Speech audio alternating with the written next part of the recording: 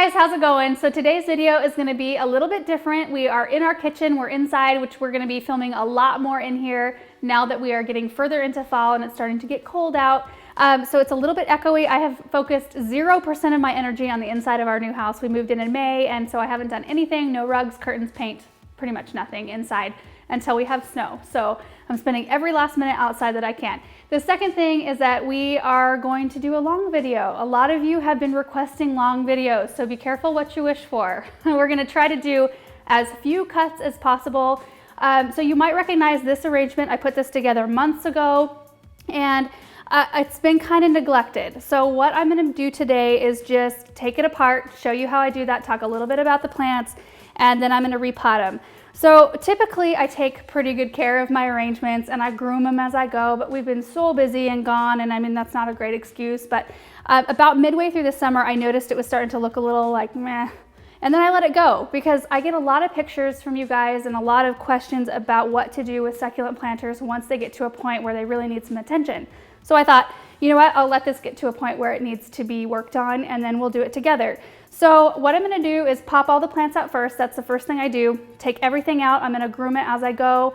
And then I'm gonna be repotting them up individually. That's another thing. So once I have everything out, a lot of times I'll either put them together in new arrangements, or like today I'm gonna pot them pretty much all in individual pots, because since we're into winter and our living areas, like the places where we spend lots of time, don't have really bright light. So I'm putting all of my cactus and succulents up into one of our unused bedrooms, and it's not pretty. We'll give you a tour of it sometime. It's just a bunch of shelves and grow lights, because I'm not about to put a grow light in our living areas. They're not pretty things to look at. So anyway, it's easier to fit things on shelves if they're individually potted in smaller pots.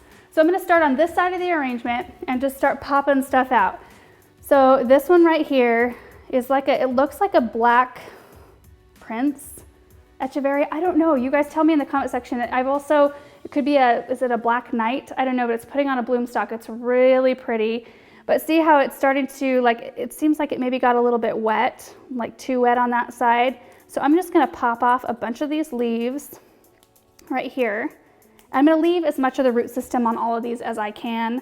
I might have to take some cuttings, but these leaves are getting a little bit soggy. It's still a really nice looking plant. So if I can get it in some good, well-draining soil and just kind of leave it alone, I think it'll be fine. I'm just gonna set that one aside. And then it looks like a sedum. This looks like, oh, and a dead one.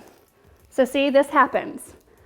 This looks like it was maybe a sempervivum. I don't know, it's dead. So we'll take that one out. And this looks like it's a firestorm sedum. It looks really nice. And Portulacaria variegata.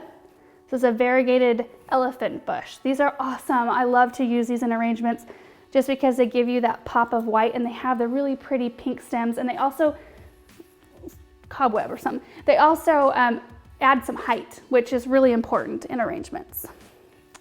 Okay, and then we've got, okay, so this is a great example of something. This was toward the back side of the, well, obviously, to the back of the arrangement, which was facing the back of our gazebo, so it wasn't getting a lot of sun on this side. So look at how this has stretched. So I am going to behead this one. To do that, you just cut off the top like that. So I'm gonna discard, I might pop some of these leaves off to propagate later, but this one I'm gonna let sit aside. So I'm not gonna pot this one up today. I'm gonna let this one sit aside and callus, and then I'll just put it back down into some cactus soil and it'll root and be fine. So I'm gonna set this one on this side so I know what to do. And then we've got a crassula here. Looks like some more just like dead foliage that needed to be groomed off. This one's got a nice big root system on it. I love these. I always recommend the crassula or jade plants as a good beginner succulent for people, or aloe vera is another good one too, because they really show you when they need water. So there's not a huge, it's not a huge guessing game. So they'll, like, their leaves will start to pucker, and then you can tell that they need water. We have really hard water where Aaron and I live. So there's always, if it gets splattered with water, there's always some white kind of residue. And so I'll probably wipe that off after I get it repotted, so it looks nice and clean. There's that one. Oh, and then this one is really pretty. This is an aeonium. Nice root system on it. So this one, it looks like got a little bit eaten on the edges. We have I bet you it was earwigs. We have earwigs really bad. But this one is just going into its growing season. So winter time for most aeoniums is their growing season. So I'll pot this up and make sure to keep it watered regularly and get some good light on it. But I love the rosette shape of this one. Oftentimes these are confused with echeverias, which is this one right here, because they're both rosette shaped. But this is an aeonium, that is an echeveria. Okay, there's more portulacaria and some more dead leaves. Then another crassula. So most everything is looking pretty good. Like there's not a ton of like bad foliage, which is nice. Okay, so then I'm running across a couple of lemon coral sedums, which I'm gonna groom out some dead leaves here from something else. And so this one, what I'm gonna do is I'm gonna cut it back because a lot of the foliage, it's looking just a little bit tired. So what I'm gonna do is just shear it kind of like this, and it will push new growth. So I will pot that up and it'll push new growth. It'll be really pretty. I used this one a lot this summer in arrangements because I love that bright yellow pop it gives. There's another piece of it. Okay, there's a couple of cuties in the back. These are chubby. They're really cute. They're a little bit leggy though. You know what? I'm gonna behead these ones too. So I'll set this aside to callus. And by callus, I mean set it in a bright but not in direct sun. Put it in a bright spot for just a few days. I usually let them set for 2 to 3 days. That way that end that's all wet right now can callus over really well before I put it down in soil, and that helps them to not rot when you're trying to root them. And then we've got Senecio blue chalk fingers. These are another good one, like the portulacaria, great for adding some height, and I love the blue, that really silvery blue. I'm always really careful. Now this is something that annoys me. I'm careful not to touch the leaves. Sometimes I do touch the leaves, but like on these and then on echeverias, I see people, and I know I'm a tangible person too, I like to touch and feel things, but they get this really kind of real pretty powdery substance on their leaves that gives them their look. You touch them, you can see it, you can see fingerprints. And I used to do it. I remember when somebody told me about it because I was sitting there touching the leaves and they were like, oh, you shouldn't touch the leaves, it wrecks them. So I don't do that anymore, and now I see people doing it and I'm like, no. Okay, so there's a Graptivaria right here. California Sunset is what it looks like. Totally leggy, so I'm gonna cut this one too to reroot. I find that like a lot of the time with succulents that are tucked in really tight, they will not get quite enough light, and so they will stretch, but you're not wasting the plant because you could always cut the tops off and reroot them, and you actually most of the time get more plants than you had in the beginning. So a lot of people ask me if plants that are planted in really tight together will survive. They do most of the time. I've had one dead one so far, so that's not bad. More Senecio. Look at the roots on this one. Okay, and then quick, I'm gonna get this one out of the way. Ooh, there's a box elder bug. Yeah. That's another thing. So I'm gonna address that. When I pot these, I've got all my soil and pots right behind me, and I've got some insecticide that I'll use if needed. So far, I don't see anything. The box elder bug is not a problem. I don't see any insect problems, but I'll look everything over really, really well when I'm done here. Now this is a Portulaca Mojave fuchsia. It has done so beautifully. Now the awesome thing about this plant is that the blooms open up in the sun in the daytime, and they're huge. They're huge fuchsia blooms, and they're a nice trailing plant. So I've really enjoyed this one, but what I'm gonna do, I've never wintered this type over before, so this is gonna be an experiment. I'm gonna cut all the leggy stuff off, so I've got a nice tight kind of mound, and then we'll see how it goes. I'll make sure to put it in a real bright spot up in my bedroom up there. How to get all this stuff out of the way. Yeah, that already looks a little bit better. But you can see the color there. Look at that. Such a bright pop of color. That's the cool thing about succulents. When they bloom, and they're gorgeous. Cactus too. That's when I started to like cactus. Was when I noticed, I didn't know that they bloomed, and I started to take care of them more down at the nursery where I work, and I then noticed their bloom cycles and how gorgeous their blooms are, and that's what started to make me fall in love with them a little bit. I can understand people who don't like them because I've been there, but I love them now. Ooh, the root system on this is really good. So look at that one. I might do a little more cleaning up when I get it in a pot. Okay. More Senecio. Oh, something else came out.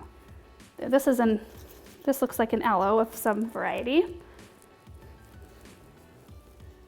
Let's see. More Crassula. Senecio. This looks like some Senecio that kind of curled up on me a little bit. Not too bad. Okay, this is a great example of a Crassula that needs water. So if you can see this, the leaves are a little bit like limp, and underneath and really on the top too, you can see that they're starting to pucker. And that means that they need more water. It's a totally easy fix. They almost immediately, like, just give them a couple hours and you'll see them back to normal. And I love that. They're forgiving and they tell you when they need water. So a great one for beginners. This is another one of the Echeveria from the beginning. This one too has got some downturned leaves, so I'm gonna pop off the ones around the bottom here. So I've got a nice rosette left. These are actually pretty healthy though, so I'm gonna set these ones aside because I'd love to start some new babies for my collection here. We did a video on how to propagate succulents, so if you have any questions, because I'm probably not gonna get in depth on that subject in this video, but make sure to go watch that one. It's just called How to Propagate Succulents, and you should be able to kind of figure it out from there. It's not that hard.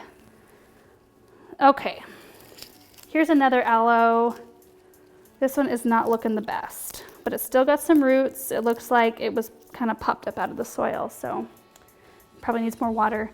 This is the prize right here. This is an Echeveria Sahara. Isn't that the most gorgeous thing you have about ever seen? Love the frilly leaves, and it's got some bloom stalks here, but see, I've got some dried leaves, which is totally normal. A lot of people ask about that. They'll send me a picture and say, is this normal? There's a bunch of leaves around the base of my plant that are dried up. That's pretty normal. They'll do that, and you can just pop them off easily. This one's pretty clean. I'm super surprised. So that one's got kind of a trunk. So what I'll do when I plant it, it's got nice healthy roots around in here. I can see them. I'll probably just plant it up a little bit, a little ways, and it'll probably form new roots out from its trunk there. But that is one gorgeous plant right there. Okay, I'll be careful not to touch the leaves on that one to wreck it. Okay, more Senecio. Now this one is a little bit wild. I was noticing that. I'm gonna probably reroot this one because I don't like the direction it's going. So you just cut off the top, let it heal, and then you can push it back down in the soil with all the rest of them after it's calloused over. They root pretty easily. And this one I'm gonna set aside. Okay, this lemon coral, another box elder bug. God, they're so bad this year. They don't do anything, the box elder bugs. I don't know if you're familiar with them. They're just like this little beetle.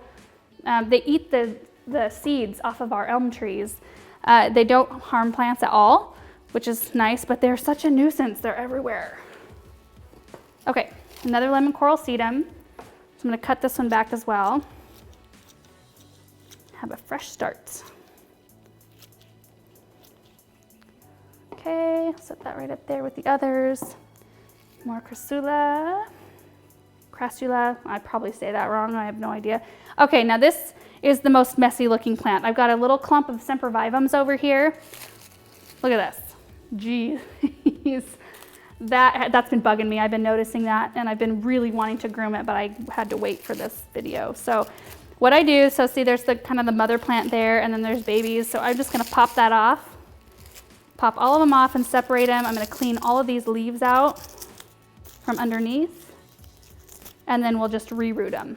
So we can just push them down into some cactus soil, make sure they stay fairly moist, not wet. When things are rooting, I always keep them a little bit more well-watered than regular succulents. So now this one, oh, this is so satisfying. Oh, pulling those leaves instantly makes things look better. It's like when you dust something super dusty, the top of a piano. That's the best. Okay. So this one's got a really nice root system on it. It's a really pretty one. This one looks like I don't think it's a green wheel. I'm not sure what kind this one is. Planted so many different varieties this summer. Okay, so this is gonna take me a little bit. Another one. So look at that. Oh, it's just awful to look at. Easy fix though. I think one of the things that kind of holds people back, and maybe I'm wrong, but I think it's fear of killing your plant. That's the wonderful thing about succulents, is that they're so forgiving. I mean, it looks like I'm just ripping the heck out of these plants, but they're probably thanking me for it. Give them some fresh soil and kind of a new lease on life. Look at this. So this is its main stem, and it's formed roots all along the side there. They just are amazing plants. Now these sempervivums too, they're hardy. So I could plant these outside, which depending on how my pots hold out, I only have a small stack, they may end up going outside. But they do equally as well inside too. I always like to have some fresh ones. That.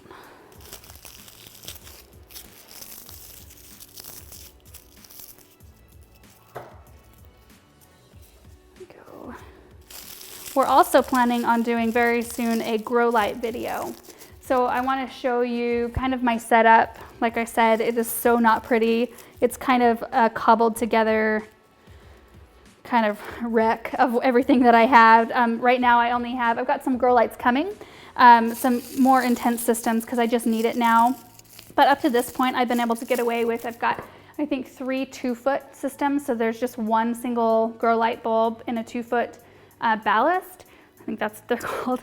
And then I think I've got 3 clamp lights. So the clamping type that have the little metal shroud with just a grow bulb inside.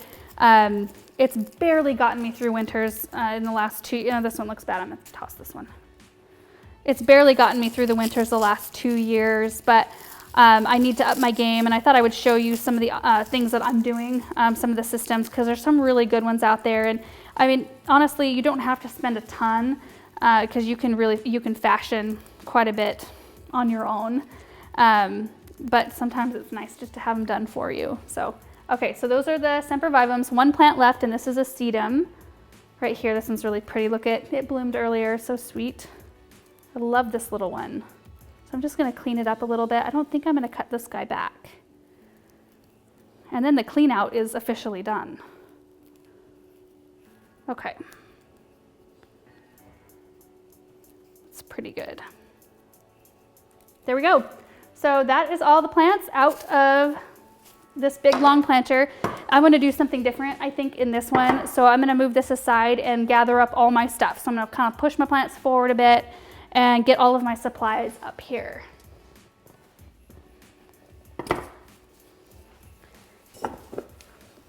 Terracotta. I love terracotta pots. And saucers. This is super important. Make sure to have something go underneath your containers, otherwise you'll have a total mess on the floor. Tons of cactus soil mix. I like to use the Expoma organic cactus mix.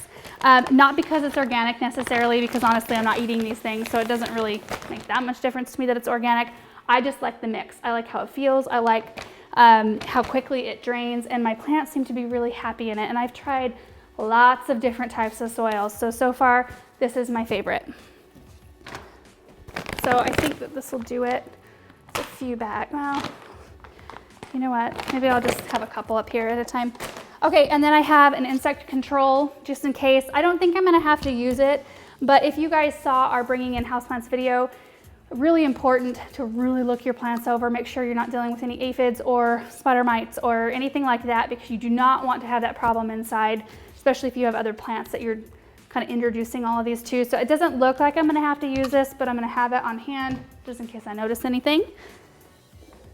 You guys might recognize these. These are the urns, the iron urns from the triple urn challenge last year. So last year we did a challenge every single month where I had to use 1, 2, or 3. I have 3 of these urns in a different arrangement. It was super challenging. I'm excited to put succulents in them. Okay, so that is it. I'm just going to get started. So I think,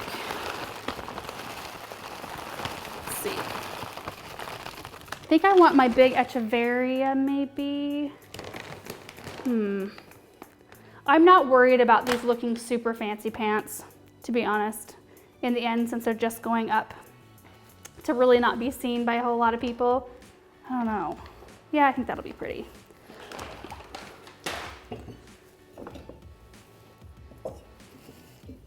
So normally I don't do this straight on my counter either. I have one of those big plastic like tub things with sides, but the front is really low. Makes potting inside super easy and cleaner. Contains your mess a little bit.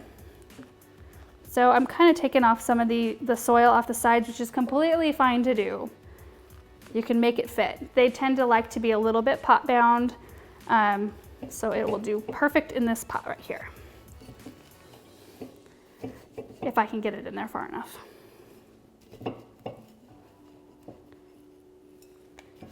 I think the Saharas are really hardy, like they can take more sun than most other echeverias, which is kind of nice. But they're not hard, winter hardy. Not winter hardy enough for my area anyway, so it has to be inside. Look at that, that is so pretty. Oh, I love it. Okay, so now I'm gonna try to get some soil in here around it. Of course, just cleaned the kitchen yesterday. Makes sense. Get nice and messy today.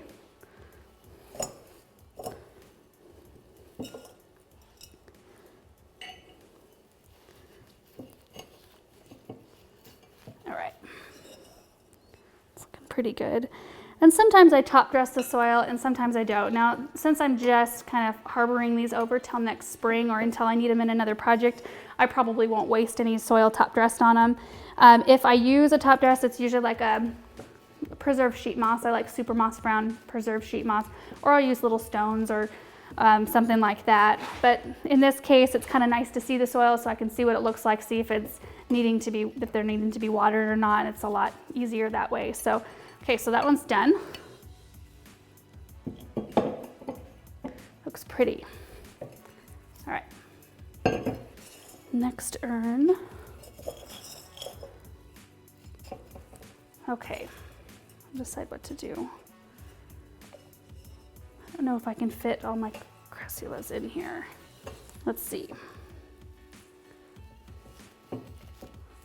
Maybe.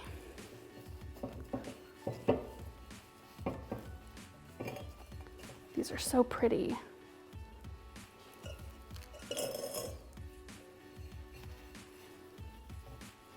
I might need to bunch them up first, like in a bouquet.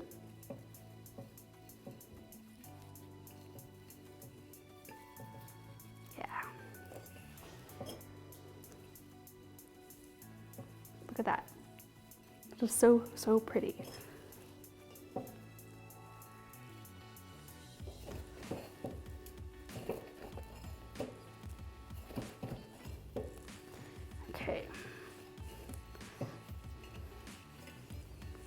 And then I'm going to tuck this one in. Oh my goodness. Ugh. I don't have allergies. I don't know what's going on right now. It's because we're trying not to cut in this video, so my nose is going to itch and I'm going to want to sneeze and all kinds of stuff. All right. Can't believe those all fit. And they will be happy. Trust me.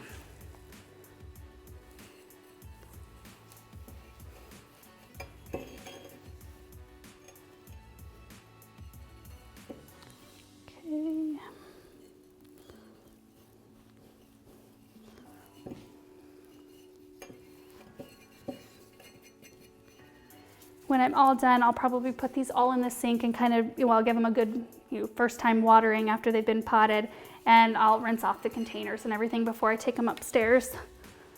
There's that one, all done. Now I move on to terracotta. Now, one of the things that I really wish that I could attain is having all uniform, like all uniform pots, all the same pots for all my plants, so that having them on the shelf and seeing them all lined up, they'd all be in, just like I like terracotta, so simple terracotta.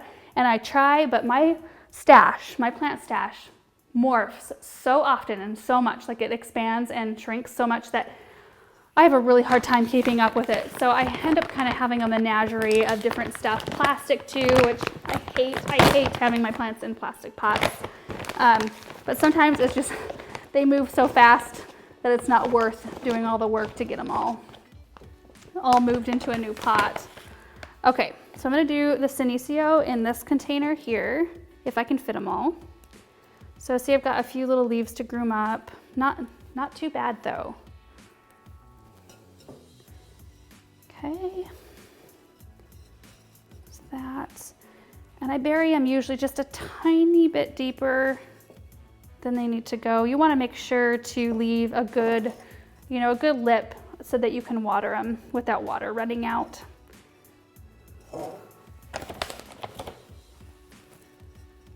Okay. Ooh, this is a big one, so it needs some attention.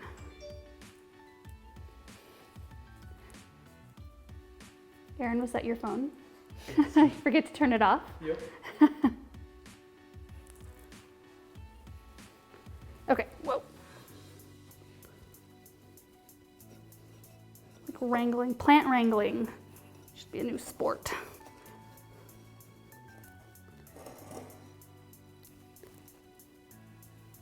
This is a nice looking piece. Okay, a few little dead leaves on this one. These ones I'm really careful not to overwater.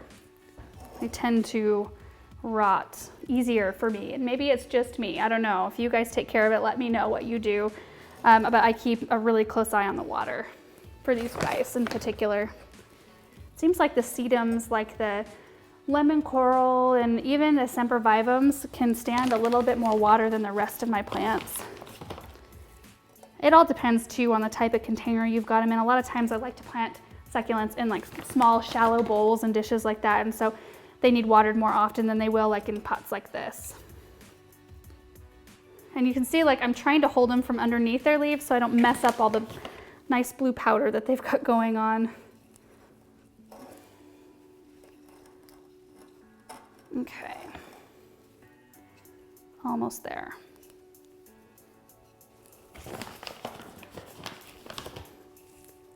Maybe.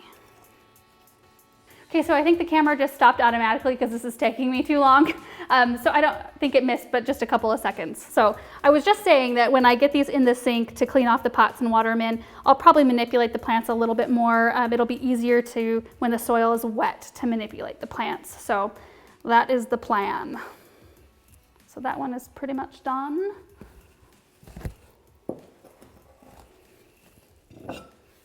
Next, I might start doing a few combos because I've got a lot of smaller plants left here. Except for this one. This is a nice good size. This one gets its own plant, or its own pot.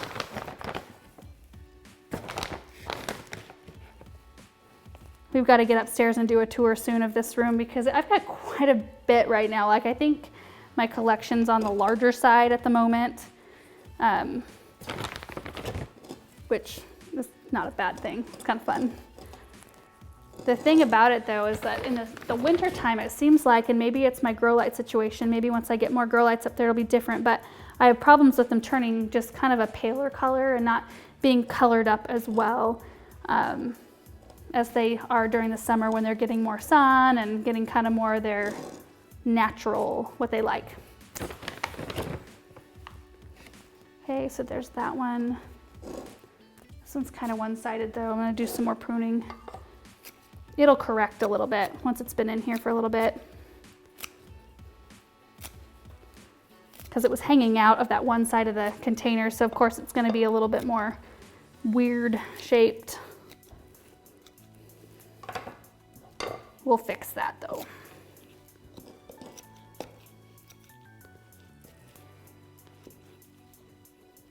All right. That's pretty good. That's a looker right there. I hope it does well. I'm excited to see how that one does over the winter time. Okay.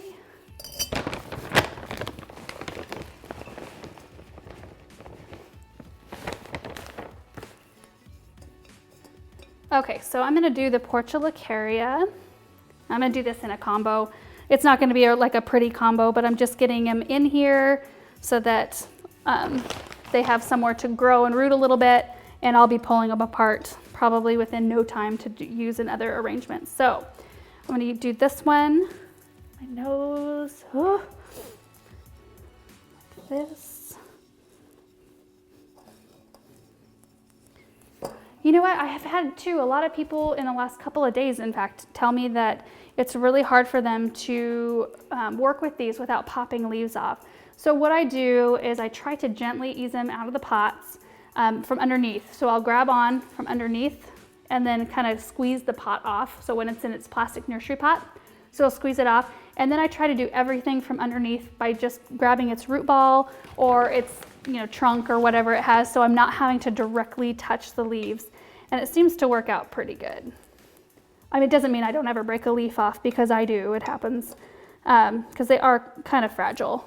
But to practice makes progress, I guess. You get better as you go. Okay, put this other one in here. So like I said, there's totally no art to what I'm doing here. I'm just finding a spot in pots for them to live for a little while. If I had smaller pots, I'd probably pot them all individually in smaller pots, but I wasn't thinking that far ahead when I went to the garden center to pick up some pots, so I got all the same size. Okay, so there's that, and then I'm gonna probably pop these down in here. Give them space to grow. I swear there was a Haworthia in here somewhere. I wonder if it got, I am losing it. I swear I saw one in here earlier. I'm gonna check the pot. Ah, there it is.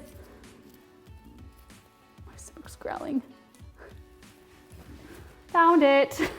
I thought I saw it in there earlier. So there's a little cute Haworthia in there, which did really well. These ones do better in lower light, and I had this one toward the back side of the arrangement. So, yay. Okay, so that one's done. Looks great, huh?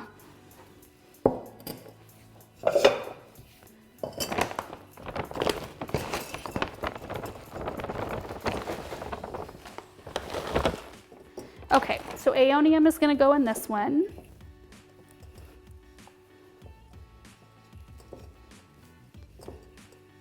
And these ones, so it's going into its growing season, like I said. These ones, I don't know a ton about Aeoniums. All I know is when I've propagated them, I really only have luck with stem cuttings, not leaf propagation. And I don't know if that's a thing, but I haven't really done a whole lot with them. So I want to do more, learn a little bit more about them, because they're gorgeous plants. Okay, I'm gonna put the lemon coral in this pot. I'm gonna break up its root ball a little bit so it fits. I think that'll be pretty, that lemon coral color with the Aeonium.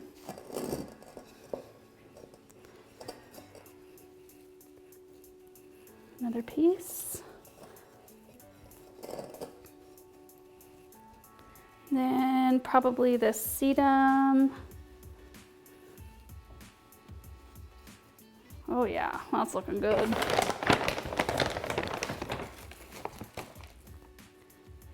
So you guys only ever get to see like the pretty end results. Now you get to see what they actually look like when they're in keeping, when they're just waiting for a project. They don't look so great.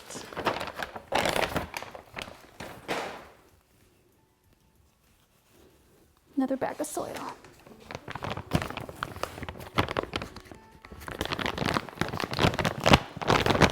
Kind of hard. There.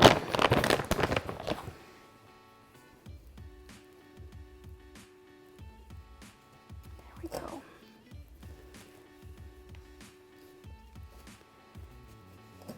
That one's done. One more, I think. We've got a Haworthia, we've got a sedum, and some sempervivums left. Just get those potted up real quick. Look at this mess.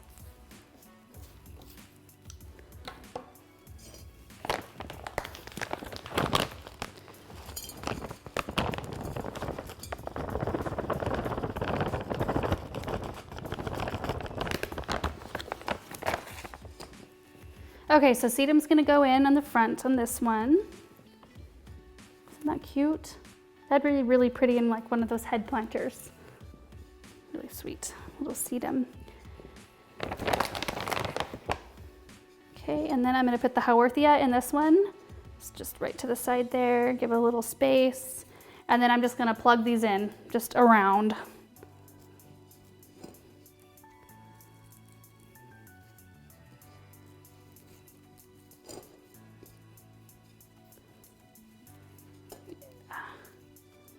I think these look much happier now that they're all groomed up a little bit.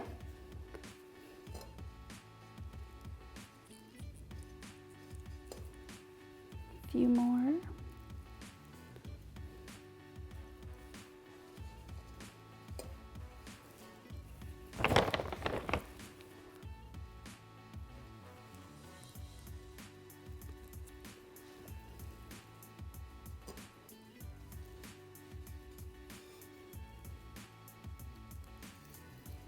Perfect.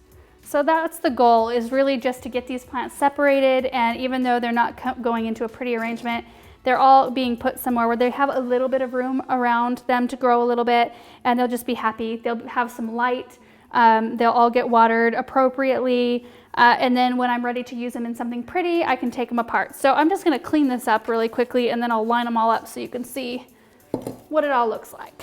1, 2, 3, 4, 5. Oh, perfect amount of saucers. All right, so it's all cleaned up, and I hope you guys enjoyed seeing kind of the unedited, unsped up process of how I do succulent arrangements. Like I said, this was a neglected kind of on purpose. It was neglected a little bit, and then I just let it go further, just to show you guys that, you know, you can tear stuff apart and it's okay. The plants will be fine. You might lose 1 or 2, you know, in a season, which is not bad considering how many were in that container. I get asked that so much when I do an arrangement because I like to put things in like really tight. I like a lot of plants, a lot of color, a lot of texture, and everybody always asks, not everybody, a lot of you guys ask me if I'm killing the plants, if they're gonna survive, how they're gonna grow. A lot of them do just fine. But a lot of the time in those type of arrangements, after like a year, of course this one wasn't a year, this one's just been several months, but usually a year later after I do an arrangement, I like to take them apart so I can do something new. And then, like I said, it's essential for me to get these, I needed to get these in so that I can get them into the warmth so they don't freeze. They've actually had to go through a couple of 36-degree nights, which was pushing it. And they did it. They look fine for that. But I needed to get them in and get them in appropriate size pots so that they'll fit on my plant shelves, so they can be under grow lights, and so they'll be happy. So these 4 I think look really good just as monos by themselves. They look nice. These 3, like I said, aren't nice. I didn't put them together in any kind of like artful, creative fashion. I just wanted to provide a place for them to grow. So I've got like random stuff put together, but like the aeonium's going into its growing season, but the sedum will enjoy the type of watering that I'll have to give the aeonium. You want to always keep that in mind, that you're putting compatible plants together as far as watering and light goes. So anyways, you guys, that is the video. If you liked this long version and liked to hear me ramble on for a long, long time, let us know. So leave a thumbs up down below if you liked this, or leave a comment and let us know if you'd like to see the process. It's kind of fun to do something different today. Well, we'll see you guys in the next video. Bye. Okay, so before we go, I had this box sitting on the floor, and I thought that we would unbox it so I could show you what is inside. And this has already been an insanely long video, so what's a few more minutes? So I got this box from Burby's Best, from Box to Bloom, the other day, and it said perishable flower bulbs, so I did open up the top of the box, but it's so cutely packaged that I wanted to make sure that everybody saw how it came. So like, it's in this, you know, shipping box, but then you open it and it's got like cute little raffia, and it's all tied up with a cute little jute twine bow. So let's see what's inside. I know it's probably a bulb because that's what it's, you know, says, flower bulbs, but I don't know what kind. So this is interesting. So still cute, look at that. From Box to Bloom, Burby's Best. Oh, look at this. All right, let me move the boxes off here so we can see what's going on. Yeah, I'm getting this all over the place. Okay. All right.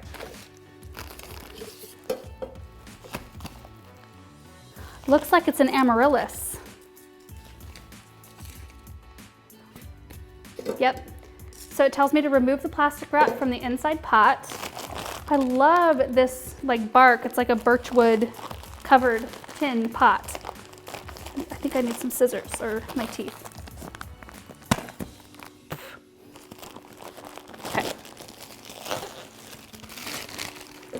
Water and place in a sunny indoor spot and water sparingly until you see the greens. Yes, it is an amaryllis. I don't know what color it is, but so it gives you a little instruction guide and tells you what to do. So I'm gonna go water it and put it on a windowsill where it stays nice and bright. So thank you, Burby's Best, for sending me this amaryllis bulb. I'm excited to grow it.